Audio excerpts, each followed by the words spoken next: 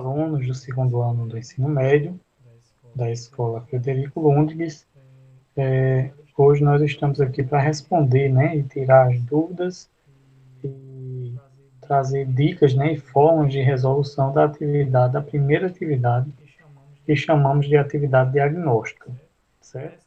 Nessa atividade eu não coloquei nenhum conteúdo base, né, nenhum exemplo, nada. Por quê? Porque a ideia, como o nome já diz, é uma atividade diagnóstica que vai servir para analisar como está o ensino da matemática no cotidiano de vocês, né? Se vocês sabem determinados assuntos mais do que outro, ou está com dificuldade em certo conteúdo, nessa atividade eu vou poder analisar e verificar onde é que nós podemos melhorar, certo? Então, por isso, eu peço a vocês que respondam essa atividade, mesmo é, que não saiba a questão, responda mesmo assim, porque eu vou entender qual é a sua dificuldade nessa questão.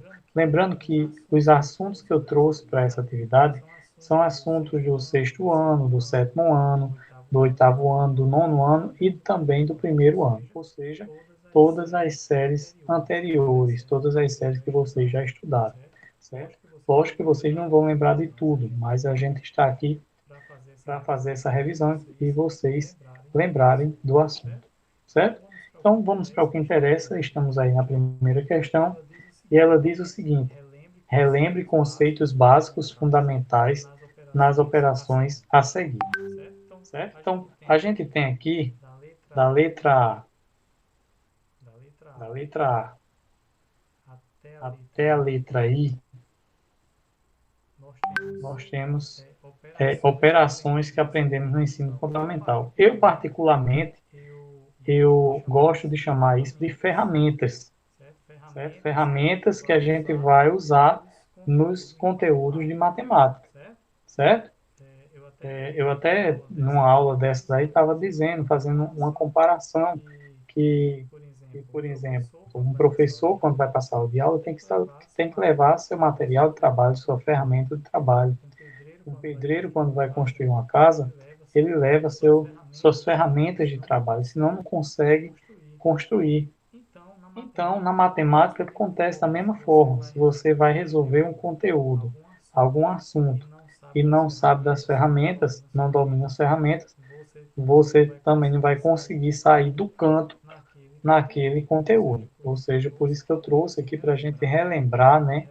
Relembrar esses ensinamentos, essas ferramentas, para que quando cheguem os próximos assuntos aí, do segundo ano, vocês consigam desenrolar bem, certo? Então vamos ver o que é que a gente tem aqui, né? Ó, na letra A e na letra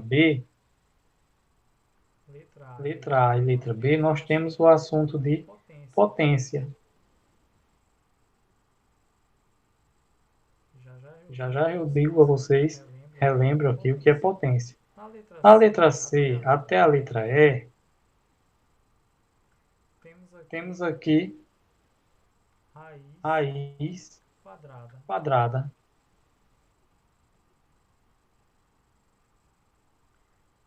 Na letra F e na letra G, temos frações. E na letra H e na letra I, temos números positivos e negativos, que são chamados de números inteiros, que é representado por esse símbolozinho aqui, né, que parece com Z, certo? Então, o que é que a gente precisa para estudar para resolver essas questões? Precisa estudar, ir lá, né, revisar potência. Professor, qual é o ano, qual é a série que cai potência? Sexto ano. Raiz quadrada. Qual é a série, professor? Sexto ano e sétimo ano. Frações, professor. Sexto ano. Números positivo e negativo. Qual a série que vai cair? sétimo ano. Ou seja, se você conseguir aí Relembrar ou até mesmo na internet pesquisar esses assuntos, certo? Frações, números positivos e negativos, se você conseguir pesquisar, você vai entender e fazer tranquilamente essas questões, certo? Então vamos resolvê-las, né? Vamos resolver essas questões aí. Vamos começar com a letra A e B do número 1. O próximo slide aqui. Aliás, dá para a gente fazer aqui.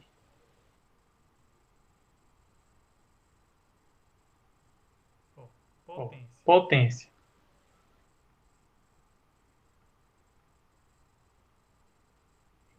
Professor, o que é potência? Vamos relembrar. Potência ela é formada por um número que fica aqui na base. Vou colocar aqui 3 elevado a 2, que é o número que já está lá. Esse 2 aqui, ó, vai ser chamado de expoente. E o 3, que é o número que está embaixo, ele vai ser chamado de base. E daí, o conjunto completo, tudo isso aqui, o 3 e o 2, né, o 3 elevado a 2, é a nossa potência.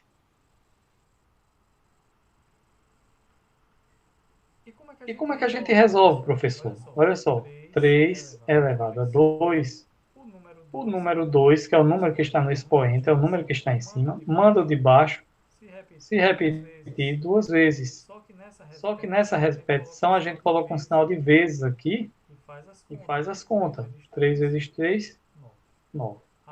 Ah, entendi. No caso que se eu tiver aí um 4 em cima do 3, eu vou repetir o 3 4 vezes, colocando o sinal de vezes.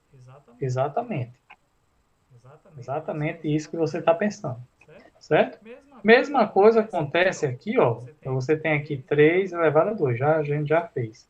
5 elevado a 2. Vou colocar aqui. 5 elevado a 2, como é que a gente faz? 5 vezes 5. Repetir o 5 duas vezes, porque o 2 mandou ele repetir duas vezes. Certo? Coloco o sinal de vezes. E 5 vezes 5 vai dar 25. Pronto, resolveu essa questão aí de potência. Certo? Só que aí, para você colocar o resultado da letra A, o que é que acontece? No lugar de 5 elevado a 2, você pode colocar já 25, né? Que foi o que você encontrou. Menos, tá aqui o menos, é repetir. E no lugar de 3 elevado a 2, você coloca o 9, né? Que foi o número que você encontrou. Quando você faz as contas, 25 menos 9 vai dar 16. 16 é o resultado aí da letra A. Certo?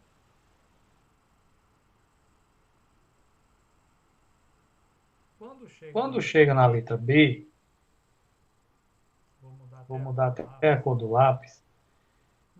Você tem aqui, ó, dentro de um parênteses, 15, até circular ele, 15 elevado, aliás, 152 elevado a 1000. Professor, então quer dizer que 152 elevado a 1000. Para eu encontrar o resultado, eu vou ter que repetir o 152 1000 vezes? Exatamente. Porém, é desnecessário você fazer isso. Você vai passar o dia calculando isso e pode até não encontrar o resultado. Daí você já fica aí de orelha em pé com essa questão. Essa questão é possível ser resolvida? Sim, mas usando uma propriedade. Observe que, deixa eu até apagar o círculo que eu fiz. Ó, observe que 152 elevado a 1000 mais 40 elevado a 5000 menos 1, tudo isso aqui está dentro de um parêntese. E esse parêntese aqui está todo mundo elevado a zero. E existe na nossa potência, vou colocar aqui embaixo, uma propriedade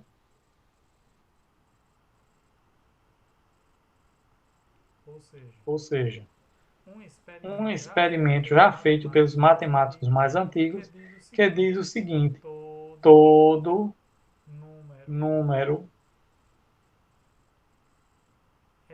elevado a zero tem como resultado, ou seja, é igual a 1. Opa, então quer dizer que com essa propriedade, se todo mundo estiver elevado a zero, como é o caso desse parênteses aqui, ó, todo esse número aqui que está dentro do parênteses está elevado a zero, então quer dizer que tudo isso aqui vai dar 1. Exatamente. Certo? Tudo que tiver elevado a zero, pela propriedade da potência, vai dar 1. E daí você fica com esse 1 mais esse outro 1 aqui, que o resultado vai dar 2. 1 mais 1 dá 2. Certo? Então você resolve aí tranquilamente a letra A e letra B, usando aí os conhecimentos de potência. Certo? Que a gente acabou de relembrar aqui nesse vídeo. Seguindo aí para o próximo slide, vamos ver um grupo aqui diferente, né? São os grupos das raízes quadradas.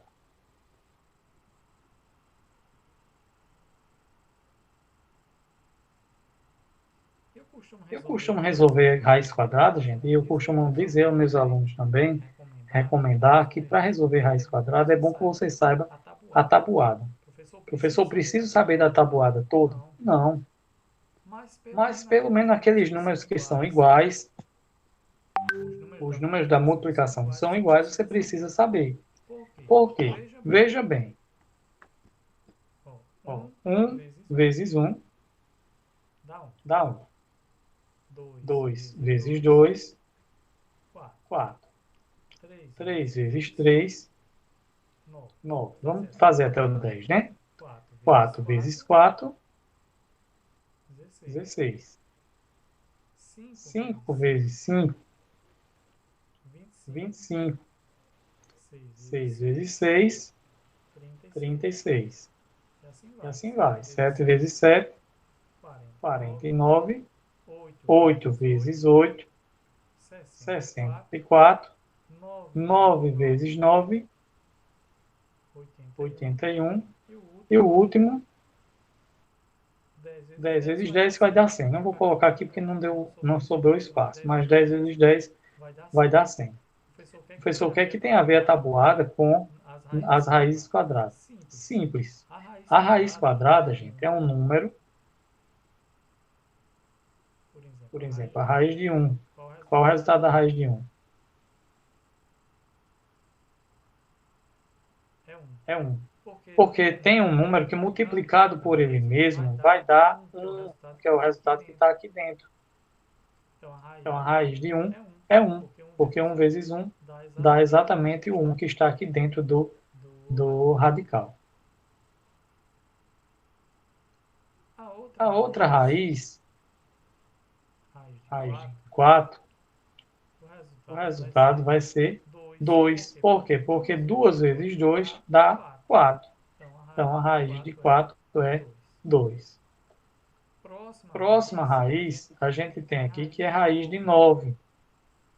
Por quê? Porque 3 vezes 3 dá 9. Então, a raiz de 9 é o 3. É o número que está multiplicando por ele mesmo, que vai dar exatamente o número que está dentro da raiz.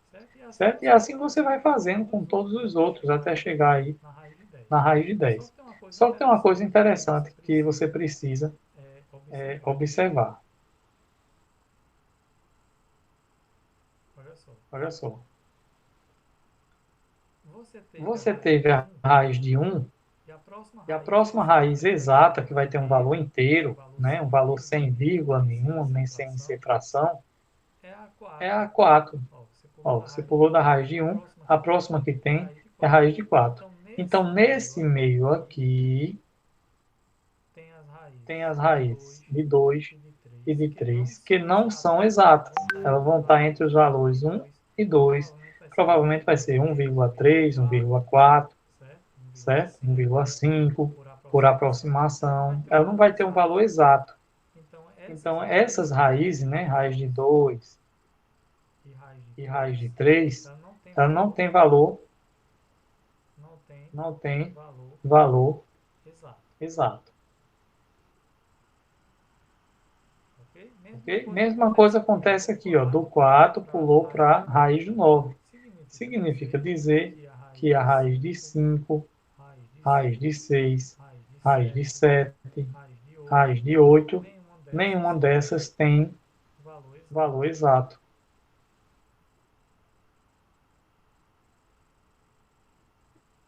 Ok? Então, nosso objetivo, quando vai calcular uma raiz quadrada, é encontrar um valor exato. E não um valor que tenha vírgula, certo? Um valor 1,2, 1,3. Não, nosso objetivo sempre, na maioria dos exercícios, é encontrar um valor exato.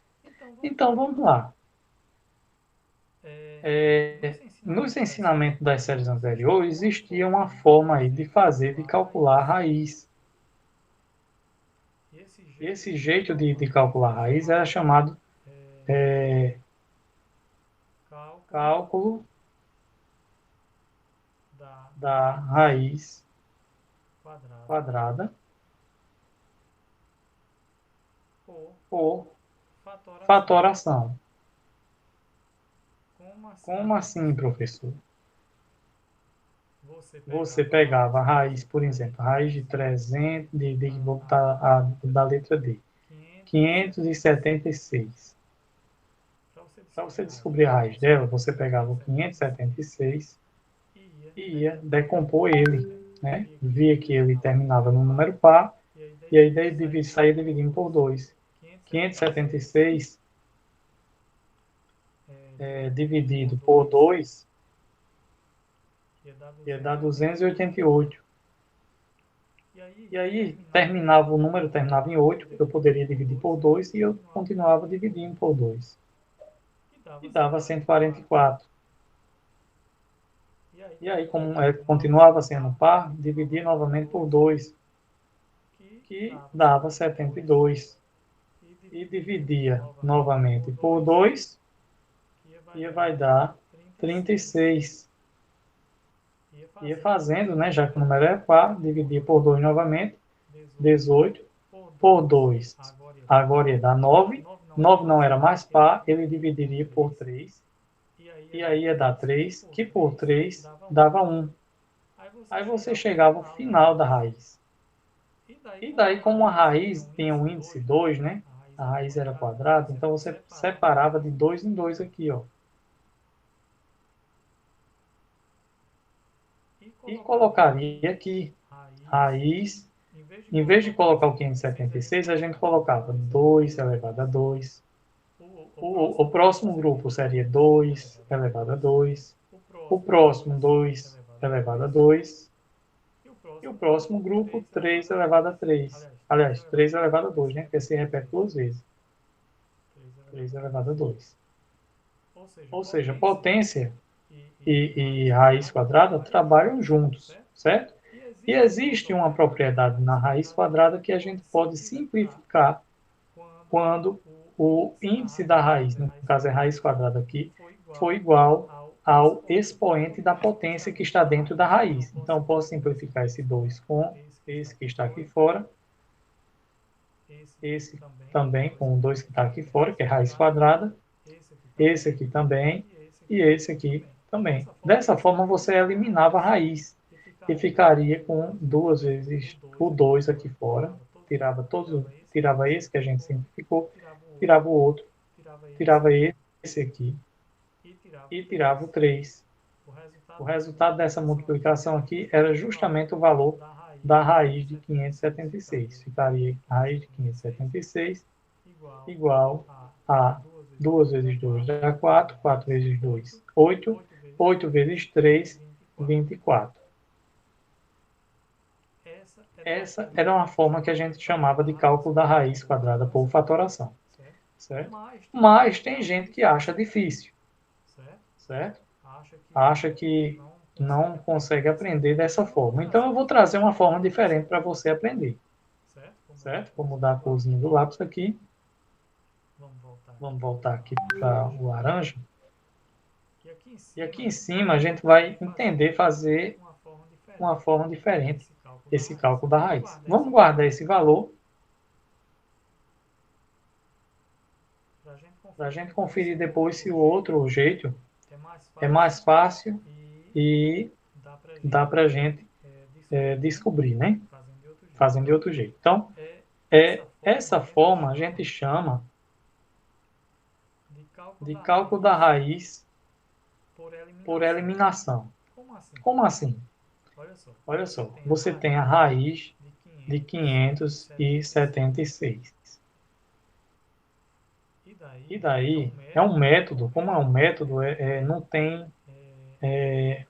uma explicação apropriada. É um jeito, um atalho que os matemáticos encontraram de calcular a raiz de outra forma, sem passar por esse método aqui matemático, que é o método da fatoração. Certo? Então, o que é que eles fazem? Ele elimina a dezena do número, ou seja, o penúltimo número, que daqui no caso é o 7,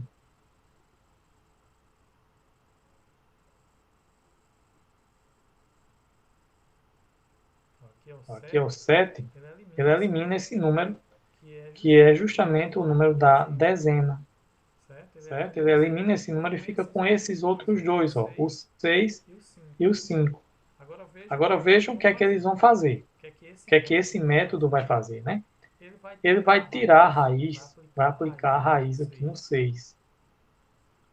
E vai aplicar também a raiz aqui no 5. Desses dois, se o 6 tiver raiz, a gente coloca aqui. Se não tiver, não é obrigatório, certo? A gente repete o 6. Então, como o 6 não tem raiz exata, ó, a gente pode olhar para cá novamente. Ó, o 6 ele está aqui nesse grupo. Ó, ele não tem raiz exata. Então, não preciso colocar a raiz do 6, certo? Não tem uma raiz exata. Então, o que é que eu faço? Pego o 6, repito ele aqui. Agora, o próximo número, que é o raiz de 5, eu devo tirar uma raiz para ele. Eu devo encontrar um valor de raiz para ele. Mesmo que ele não tenha, eu vou pegar uma raiz próxima a ele. Não pode ser maior, mas tem que ser bem próxima a ele. Ou seja, se você observar aqui, o raiz de 5, ele está aqui, ó. Ele não tem valor exato. Ou seja, ele não tem raiz. Não tem raiz exata. Então, o que é que a gente vai fazer? Vai pegar a raiz que é mais próxima dele, sem ser maior do que ele. E qual é essa raiz? A raiz de 4. A raiz de 4 é bem próxima da raiz de 5, certo? Então, eu vou colocar aqui, vou substituir. Em vez desse raiz de 5, eu vou colocar aqui raiz de 4. E a raiz de 4 a gente sabe que é 2.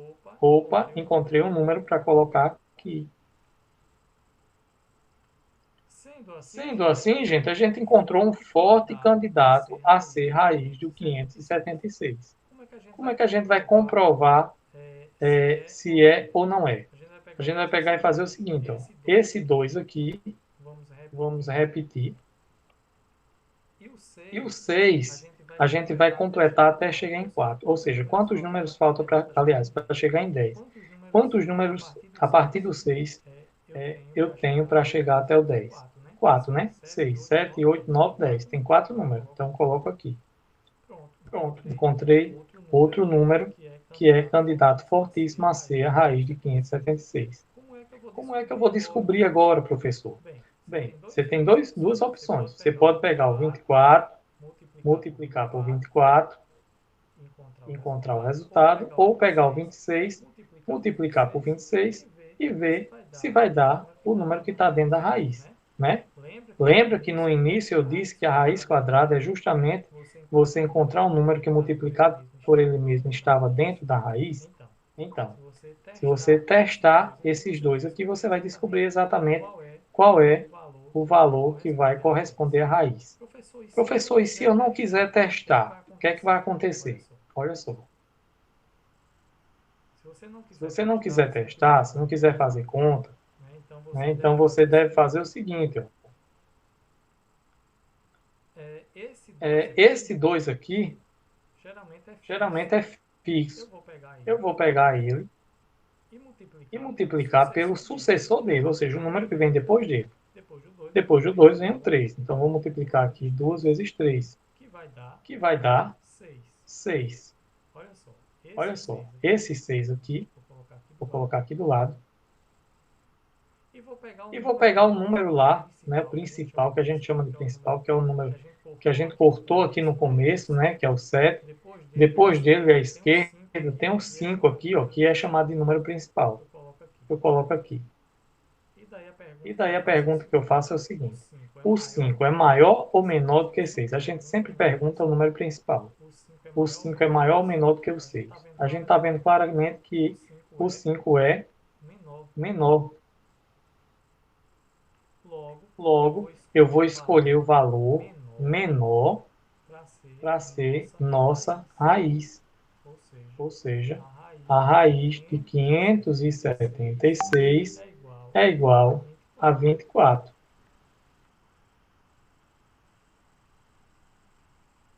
Ou seja, esse valor aqui, raiz de 576, que a gente encontrou por esse método, bate ou não bate com o método matemático da fatoração? Mesmo valor. Raiz de 576 é igual a 24. Certo? Então, você tem essas duas opções aí para resolver as raízes. Certo? Para resolver essas raízes. Vamos fazer mais uma, né? No próximo slide, vamos fazer mais uma. Certo? Aliás, eu vou aproveitar aqui essa tela. Deixa eu ver se tem outra opção aqui. Não, já vai para as frações. Então, eu vou aproveitar essa tela, vou apagar agora, para a gente calcular a outra opção. A gente viu que essa 576, o valor foi 24. Agora, vamos resolver a letra C. Depois, a letra E. Ok? Então, vamos apagar aqui.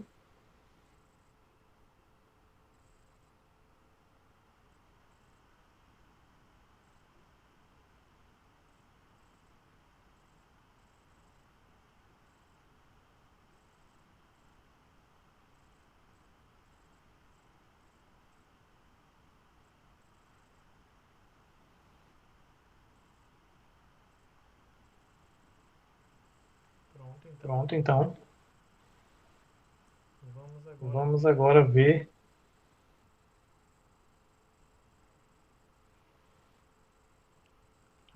a raiz de 361. O que é que a gente vai fazer primeiro? Vamos pegar e cortar o número que está na casa das dezenas. Ou seja, o penúltimo número.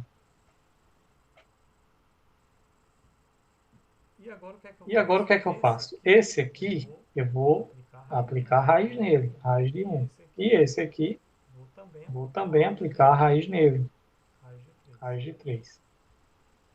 Eu vou observar agora o seguinte: raiz de 1 existe? Sim, está aqui, ó.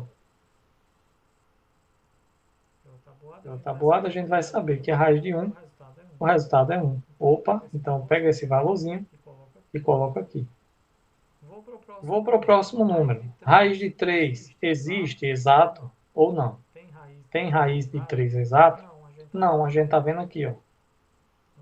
Não tem um valor exato. Então, eu tenho que pegar a raiz que é mais próxima dele, que existe uma raiz natural, né? Existe uma raiz exata que está bem próxima do 3. Não pode ser maior, tem que ser menor. Então, que raiz é essa? Só pode ser a raiz do 1, né? Porque a raiz do 2 não existe também, certo? De forma exata. Então, eu vou pegar a raiz do 1. Aqui, em vez de ser raiz de 3, eu vou colocar raiz de 1. E a raiz de 1 é 1. Coloco esse 1 aqui. Esse 1 que é fixo, eu vou repetir. E o outro aqui, o outro número, eu completo até chegar em 10. Então, já tenho um, para chegar em 10 falta 9. Ou seja, eu tenho duas opções aqui para a raiz de 361. Resta agora saber qual vai ser a minha opção. O que é que eu vou fazer? Vou pegar esse número que se repete, que é fixo, vou colocar ele aqui e multiplicar pelo seu sucessor, ou seja, o número que vem depois dele.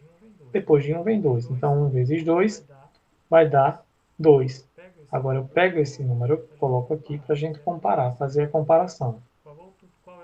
Qual é o outro número que eu vou pegar? O número que eu chamo de principal, que vem depois da eliminação aí da dezena, né? Então, pego aí o 3. E aí eu pergunto ao 3. 3, você é maior ou é menor do que o 2? No caso aqui, o 3 é maior. Então, eu vou pegar a opção, para ser minha raiz quadrada, eu vou pegar a opção do número maior. 11 e 19. O número maior é o 19. Então, a raiz de 361 é igual a 19.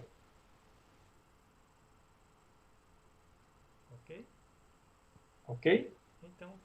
Então, temos aí, né, mais uma resolução usando esse método aí, que eu gosto, que eu acho prático, né, e é bem rápido aí de encontrar o valor dessas raízes. Certo? Então, vamos continuar aqui com a letra E. Vou apagar mais uma vez.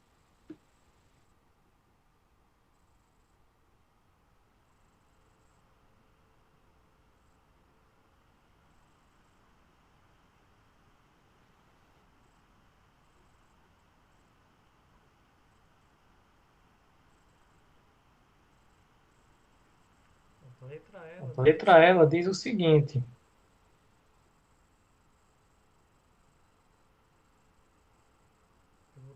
eu vou ter aqui raiz de 1024. Olha só como essa vai ser interessante. Primeiro eu vou identificar quem é a dezena, ou seja, o penúltimo número, e vou eliminar. Agora, eu vou pegar o 4, aplicar a raiz nele, e vou pegar o 10, viu? Não é somente um número, tem que pegar todos que ficam aí do lado esquerdo depois do número eliminado. Então, vou pegar o 10 e vou colocar a raiz nele também, raiz de 10. Vamos primeiro para o 4. Raiz de 4 existe? Sim, professor, está aqui, ó. Raiz de 4 é 2. Então, coloco 2. Esse 2 vem para cá. E a raiz de 10 existe? Opa, a raiz de 10 não vai existir, ó. A próxima aqui seria a raiz de 16, que vai dar 4. Então, a raiz de 9, raiz de 10, de 11, de 12, 13, 14 e de 15 não tem uma raiz exata. Então, o que é que a gente faz? Nesse lado aqui, a gente precisa tirar essa raiz. E ela tem que ser bem próxima à raiz do 10. Então, qual é a raiz que vem antes do 10, que é bem próxima a ele? A raiz de 9. Então, em vez de ser raiz de 10, eu coloco raiz de 9. A raiz de 9 é 3. Então, pego 3 e coloco aqui.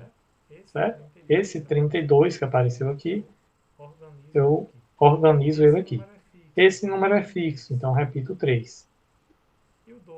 E o 2 eu completo até chegar em 10. De 2 para chegar em 10, falta 8. Certo? Então, eu tenho dois candidatos fortíssimos a ser a raiz de 1024. O que é que eu vou fazer? Pego o 3, multiplico pelo sucessor dele, ou seja, o número que vem depois dele. Depois de 3 vem 4. 3 vezes 4 dá 12. Esse 12 eu vou colocar aqui para comparar com outro número principal aqui, que é o 10.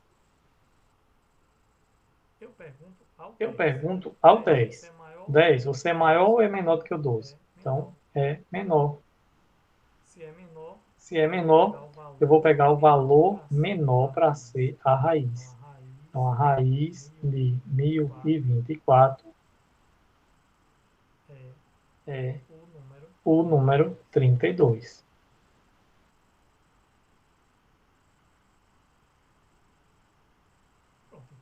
Pronto, então eu espero ter ajudado aí nessa revisão aí sobre as raízes quadradas. Certo?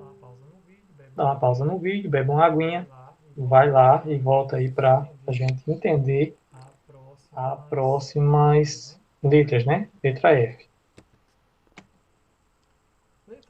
Letra F, gente, a gente vai falar aqui de frações.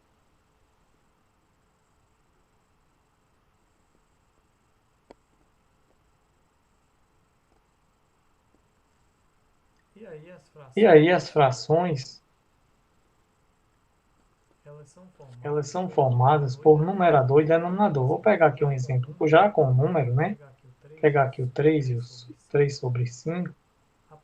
A parte que está em cima é chamada de numerador. E embaixo, denominador.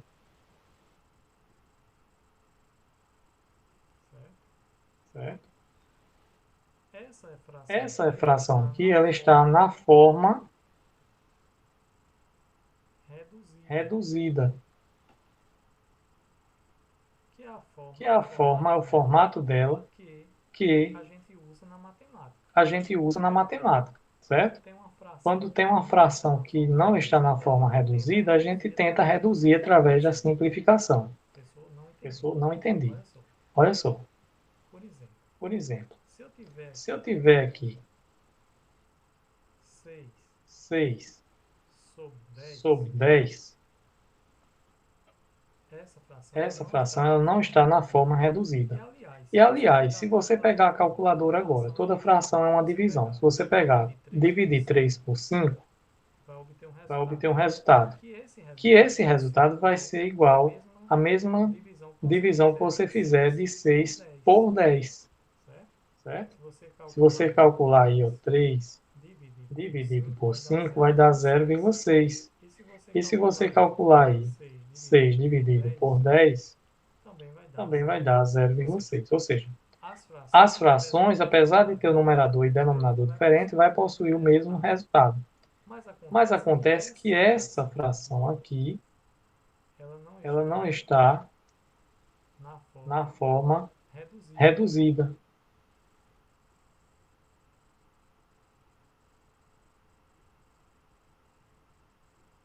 Aí você pergunta, professor, então o que é que eu vou fazer para reduzir, para deixar ela no formato padrão que a matemática exige? Então, o que é que você vai fazer? Você vai observar os dois números, tanto o 6 quanto o 10. E você observa que o 6 e o 10, eles são números pares.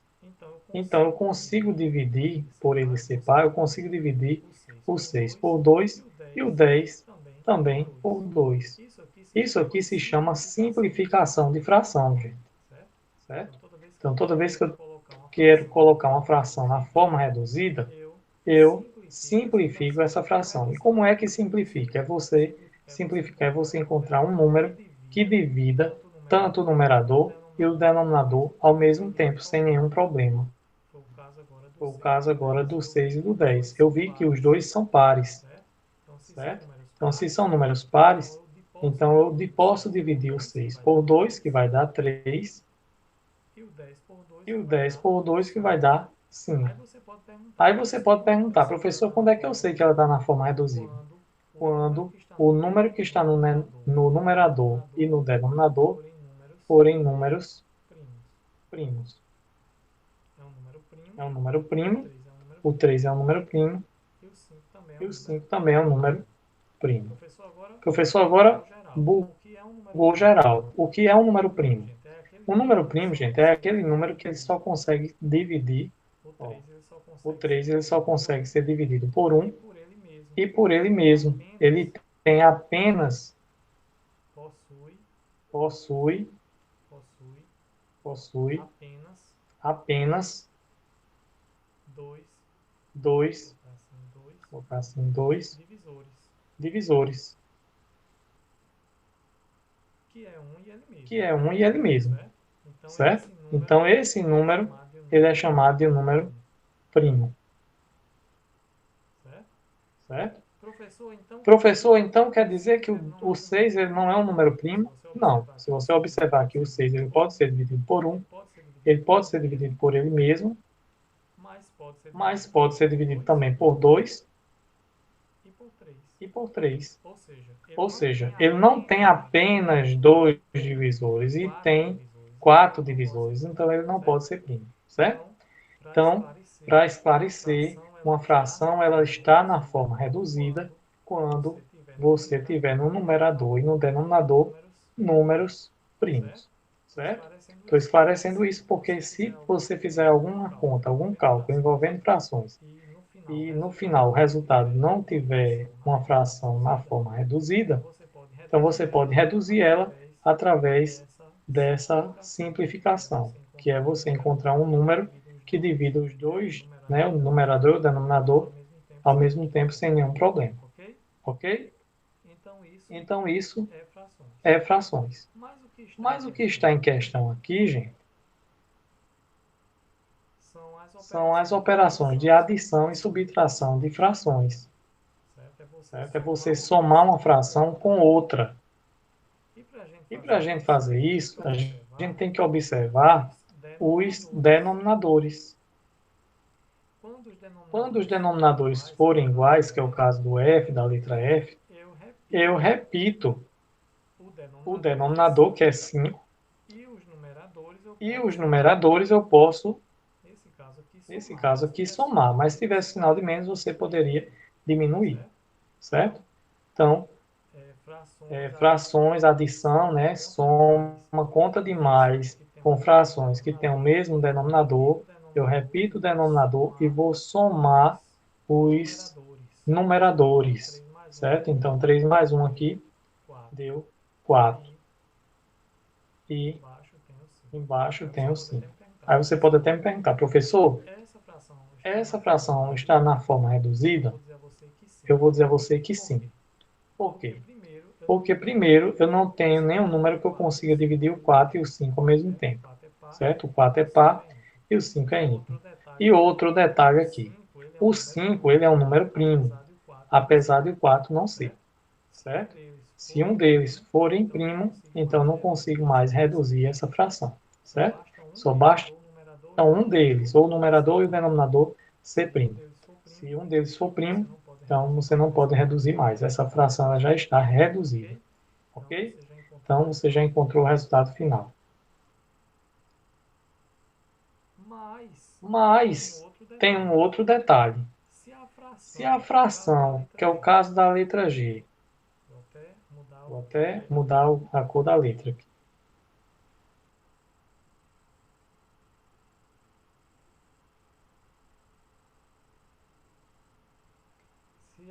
Se a fração for como a letra G, 4 sobre 6, menos 1 sobre 5, você não vai poder fazer o que a gente fez aqui na letra F, que os denominadores eram iguais, né?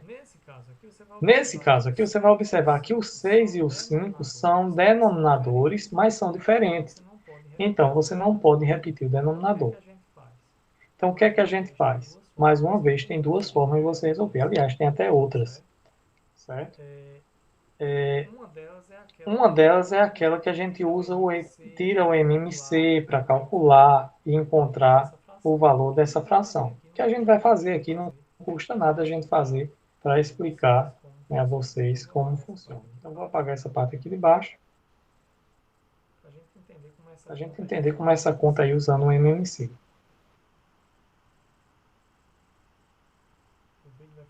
O vídeo vai ficar um pouco comprido, mas eu prefiro que vocês entendam bem essa questão aí.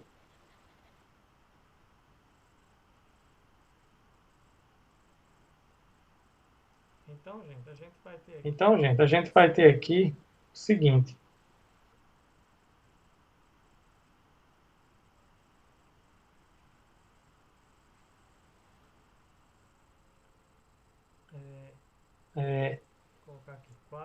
colocar aqui 4 sobre 6 menos 1 sobre 5, você ia observar que os denominadores eram diferentes. Então, o que é que você ia fazer? Tirar o MMC, que significa mínimo múltiplo comum, certo? Entre o 6 e o 5. E vocês devem lembrar lá no sexto ano que para tirar o MMC é só você pegar o 6 e o 5, né, e colocar aqui do lado dele uma reta, né? Para a gente sair dividindo como se fosse uma fatoração. Certo? Na verdade é uma fatoração, né? Então 6 pode ser dividido por 2. Vai dar 3. Mas o 5 não pode, então eu vou repetir.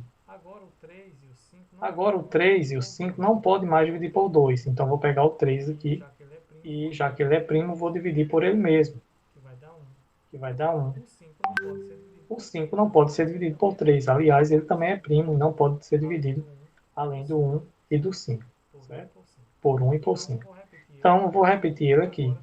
Agora, para finalizar, já que eu encontrei aqui o 1, vou pegar o 5 e dividir aqui por ele mesmo, já que ele é primo. Então, vai ficar 1. E 5 dividido por 5 também vai ficar 1. Quando chegar todos os dois a 1, então eu fecho a nossa conta aqui e multiplico os resultados aqui que eu encontrei. 2 vezes 3, 6. 6 vezes 5, 30.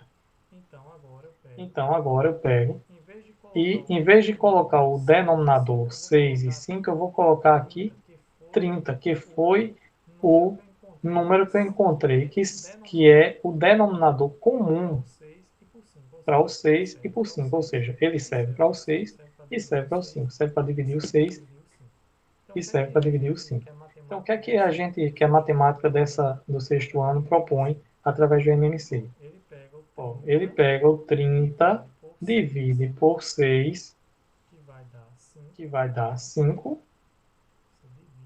Você divide, deu 5. Esse 5 você multiplica por 4. 5 vezes 4, 20. Esse 20 você coloca o resultado aqui. Aí agora você pega o 30 e divide por 5, que vai dar 6. Pega esse 6 e multiplica com 1, que dá 6. Esse sinal de menos vem para cá. E agora você faz as contas. 20 menos 6 vai ficar 14 sobre 30. Acontece que o 14 e o 30 formam uma fração que não está reduzida. 14 sobre 30 não é uma fração reduzida. O que é que eu vou fazer? Simplificar. Como os dois são pares, geralmente elas são, né, quando não são, dá para dividir ou por 2 ou por 3. Então, eu divido, como ela é par, divido por 2. O de baixo também divido por 2. Então, vai ficar 14 dividido por 2 vai dar 7. E 30 dividido por 2, 15. Como o 7 já é um número primo, então eu cheguei à minha fração, ao meu resultado final, que é uma fração reduzida. Ok? Esse era o método aí que muita gente acha difícil, que é calcular uma fração usando o MMC. Já no método que eu quero trazer para vocês, que ele é chamado método da borboleta, por quê? Porque a gente faz um desenho na fração que parece uma borboleta.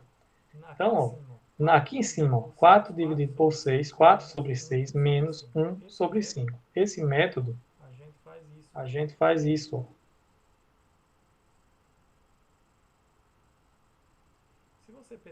Se você perceber aqui o desenho da borboleta, ele vai fazer um sinal de vezes, de multiplicação.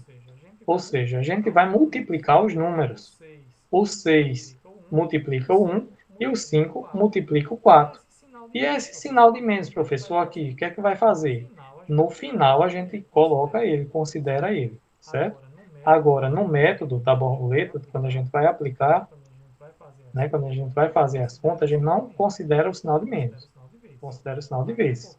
Até porque o desenho que foi formado aqui formou igualzinho o sinal de vezes, certo? Então, 5 multiplica com 4, que vai dar, 5 vezes 4 vai dar 20.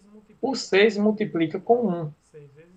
6 vezes 1, 6. E E 6 6 multiplica com 5, que vai dar 30. O que é que eu vou fazer aqui agora? 30 está embaixo. O 20 que eu encontrei está aqui em cima, do lado esquerdo. E o 6 também que eu encontrei está aqui do lado direito. E o sinal de menos eu coloco aqui no meio. Fazendo as contas, eu vou encontrar 20 menos 6, que é igual a 14 sobre 30. Ou seja, não precisei fazer o MMC, encontrei o mesmo resultado. A fração não está reduzida, então eu vou reduzir, que já está aqui, ó, que a gente fez a redução, que vai dar 7 sobre 15. E daí você encontra o resultado. Certo? É um método que talvez vocês já tenham visto, mas tem aluno que ainda não viu. Certo? Então, se não viu, dá uma olhada nesse vídeo, se precisar, volta o vídeo, rever. Certo? É um método que você aí vai ganhar tempo quando for resolver as questões. Ok? Tem mais duas letras, né? Eu vou ainda colocar nesse vídeo, apesar de ser, vai ficar um pouco longo, mas vou colocar nesse vídeo aqui, porque ela está bem fácil também. Letra H e letra I. Essa aqui, gente, a gente falou dos números positivos e negativos. E quando a gente tem uma situação igual a letra H, que é 12, menos 15, menos 20, quando a gente vai para o tema números positivos, números negativos, a gente não pode pensar mais que esse sinal de menos significa diminuir. Certo? Na verdade, ele significa que aquele número é um número negativo. Aquele número é um prejuízo. Ele representa um prejuízo, ele representa uma dívida. Certo? Então, o sinal de menos, quando você, principalmente quando já está no segundo ano, não pode ver ele como se fosse fazer uma conta de menos. Na verdade, o sinal de menos aqui, na frente do 15, ele está representando outra coisa, certo? Que é o que eu já lhe disse, que é a dívida, que é um prejuízo, certo? Que é um saldo negativo no banco, essas coisas, certo? Então, vamos lá. Você observa aqui para a questão da letra H, que é essa que eu coloquei aqui embaixo, e vê que ela só tem sinal positivo. O número, quando ele está sem sinal na frente dele, é mesmo que tem um sinal de mais, certo? A gente não coloca por padrão, não precisa colocar, certo? Mais é mesmo que tem um sinal de mais. Então, quando você observa essa conta, você vê o seguinte, você não vê sinal de multiplicação, você também não vê sinal de divisão. Então, o que é que acontece? Só tem sinal de número positivo e número negativo. Eu costumo pensar assim, ó, o 12 representa um saldo positivo. Vamos pensar que a pessoa era muito amiga de seu Zé, né, que tinha uma barraca lá na esquina.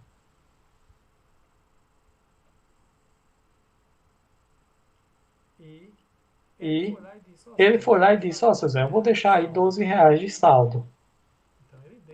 Então ele deixa os 12 reais. Certo?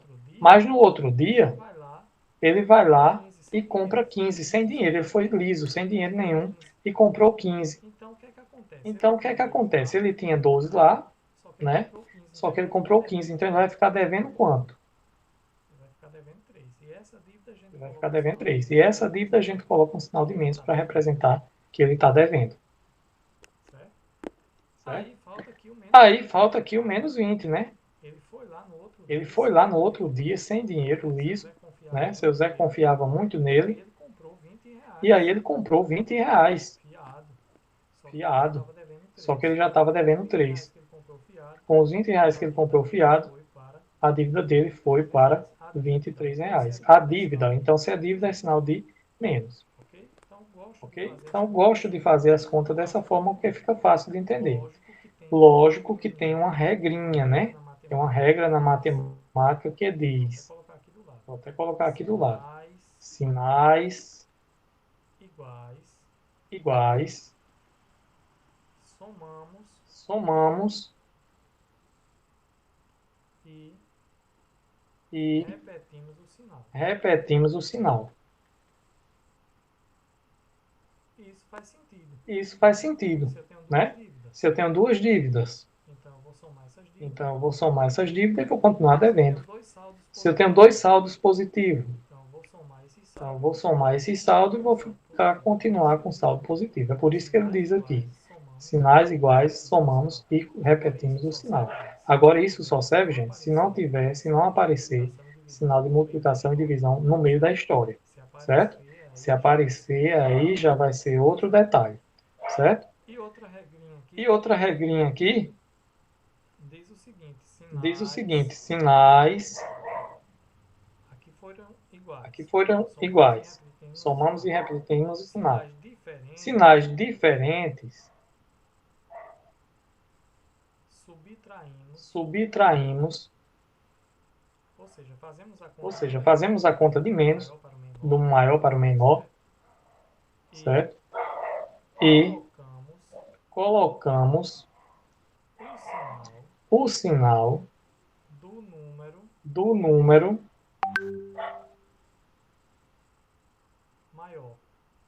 maior. Como assim, professor? Olha só. Se você observar aqui, a primeira parte da conta, a gente tinha mais 12, menos 15. Por essa regra aqui, a gente observa que tem sinais diferentes. Então, se tem sinais diferentes, a gente vai subtrair. Então, 15 menos 12 dá 3. E coloca o sinal do número maior. Quem é o número maior, 15 ou 12? O 15. Então, sinal de menos. Então, essa é a regrinha que tem lá no sexto ano para esse tipo de conta, certo? Mas a gente vê que é possível fazer a conta sem usar essas regras. É só você pensar aí no nosso exemplo aí da barraca do seu Zé, ok? Então, essa foi a questão da letra H. E a letra I, gente, eu vou aproveitar e fazer aqui em cima mesmo, para a gente ganhar tempo. Certo? Você observa ó, que ela é 11 vezes menos 2 vezes menos 3. Tem sinal de multiplicação aí, gente. Não tem mais somente sinal de mais de positivo e negativo. Tem sinal de multiplicação. Quando aparecer sinal de multiplicação e divisão, a gente usa o jogo de sinais. Que vocês aprenderam também no sexto ano. Ou seja, mais por mais, lembra disso? Vai dar mais. Menos por menos, vai dar menos. Mais por menos, dá menos. Aliás, aqui, ó, menos por menos dá mais, viu? Mais por menos dá menos. E menos por mais, menos. Em outras palavras, quando os sinais forem iguais na multiplicação, aqui é multiplicação, e pode ser também divisão, serve para os dois, certo? Quando os sinais forem iguais na multiplicação, o resultado vai ser sempre positivo. Quando os sinais forem diferentes, o sinal vai ser sempre negativo. Então, observa aqui, ó, você tem uma multiplicação, se você tem uma multiplicação, você deve multiplicar. Então, você multiplica normal. 11 vezes 2 dá 22. 22 vezes 3 vai dar 66. E agora a gente vai para o jogo de sinais. Ó. O 11, o sinal dele é positivo. Então, fica mais por menos. Aqui já vai dar menos. Menos, com esse outro menos daqui, fica sinais iguais. O menos por menos dá mais. Então, o resultado aqui vai ser positivo. Ou seja, toda vez que você tiver multiplicação e divisão, você pode utilizar esse joguinho de sinais aí, que vai dar sempre certo. Lembre-se, você multiplica os números normal. Normalmente, você multiplica. Na hora de colocar o sinal, é que você usa o jogo de sinais. Aí você vai fazendo na sequência, mais por menos, menos por menos, tal. Essas coisas aí vão acontecendo e você vai colocando os sinais, certo? Então, aqui a gente encerra essa aula com a letra I, né, do número 1. E na próxima aula a gente vai resolver aí a questão número 2 e 3, certo?